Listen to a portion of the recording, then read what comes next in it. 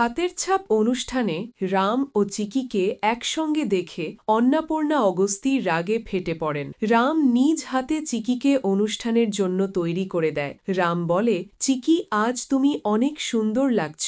এদিকে সিয়া তার ঘরে রাম ও চিকির এমন ব্যবহার সহ্য করতে না পেরে কান্নায় অনেক ভেঙে পড়ে। রামের দাদা চিকি ও রামের এমন জুটি দেখে সুগন্ধাকে বলে, দেখ সুগন্ধা, মাতারানী নিজেই এদেরকে এক করে দিয়েছে। আজ আমি অনেক খুশি। ভিউয়ার্স, তবে কি রাম ও চিকিকে আসলেই মেনে নিল রামের দাদা, নাকি অন্নপূর্ণা অগস্ত্যি তা হতে দেবে না? ভিউয়ার্স, কেমন আছো সবাই? তোমাদের জন্য নিয়ে আসলাম ভালোবাসি তোমায় এপিসোড 89তম পর্ব। ভিডিও ভালো লেগে থাকলে লাইক ও একটি কমেন্ট করে দেবে। পর্বের শুরুতে আমরা দেখতে পাই দেয়ালে আলতা দিয়ে হাতের ছাপ দেওয়া হচ্ছে।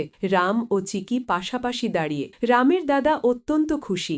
রামের দাদা বলে, দেখ সবাই, ভালো করে দেখ, তারা দুজনে বিধি অনুযায়ী হাতের ছাপ দিয়েছে। যখন দুজনের হাতের ছাপ এভাবে মিলে যায়, তার মানে তারা জন্মান্তরের সাথী। দেবী মায়ের কৃপায় চিকি আজ প্রমাণ করে দিল যে সেই রামের যোগ্য জীবনসঙ্গিনী। রাম ও চিকির এই সব নাটক দেখে সিয়া এবং অন্নপূর্ণা অগস্ত্যি রাগে জ্বলে ওঠে। অন্নপূর্ণা অগস্ত্যি মনে মনে চিকিকে ধ্বংস করার পরিকল্পনা করছে। সিয়া খুব কাঁদছে এবং ঘরের জিনিসপত্র ভাঙচুর করছে। রতন ও মাধবী তাকে শান্ত করার চেষ্টা করছে। সিয়া বলে, আমার সব পরিকল্পনা মাটি হয়ে গেল, সব ওই চিকির জন্য। রতন বলে, শান্ত হ সিয়া, মা সব সামলে নেবেন। চিকি যা করেছে তার ফল সে পাবে। মাধবী বলে, হ্যাঁ সিয়া, অন্নপূর্ণা অগস্ত্যি থাকতে তোর কোনো চিন্তা নেই। অন্নপূর্ণা অগস্ত্যি ঘরে প্রবেশ করেন। তার চোখে মুখে প্রতিহিংসার ছাপ। অন্নপূর্ণা অগস্ত্যি বলে, তোদের বাবা হয়তো জেদি, কিন্তু আমি তার থেকেও বেশি জেদি। এই চিকি শুধু রামের বউ হয়ে আসেনি, সে আমার পরিবারকে দুভাগ করে দিয়েছে। আমি ওকে সহজে ছেড়ে দেব না। খুব শীঘ্রই আমি ওকে এই বাড়ি থেকে বের করে দেব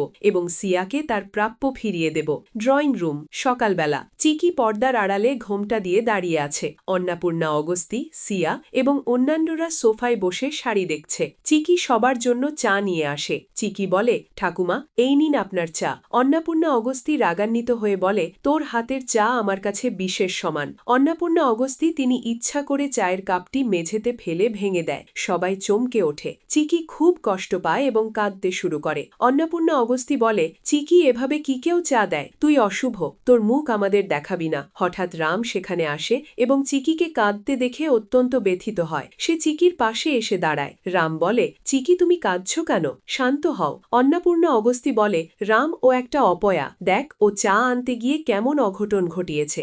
রাম বলে, চা পড়ে যাওয়াটা কোনো বড় ব্যাপার নয়। চিকি, তুমি গিয়ে তৈরি হও, আজ তোমার মুখ দেখা অনুষ্ঠান। আমি চাই তুমি সব থেকে সুন্দর শাড়িটি পরো। রাম নিজ হাতে চিকির জন্য একটি সুন্দর লাল বেনারসি শাড়ি পছন্দ করে দেয় এবং তার মাথায় ওড়না টেনে দেয়। চিকি এবং রামের এই ভালোবাসা দেখে সিয়া ও অন্নপূর্ণা অগস্ত্যির রাগে জ্বলে ওঠে। রাম চিকির কানে কানে বলে, তুমি শুধু আমার বাবার জন্য অভিনয় করো না, তুমি আমার সম্মানের জন্য হাসি মুখে থাকো। তুমি এই বাড়ির লক্ষ্মী। ভিউয়ার্স, আজ এ পর্যন্তই। পরবর্তী ভিডিও দেখতে আমাদের চ্যানেলটি সাবস্ক্রাইব করে বেল আইকন অন করে দিন। পরবর্তী ভিডিও দেখার জন্য অপেক্ষা করো। ধন্যবাদ।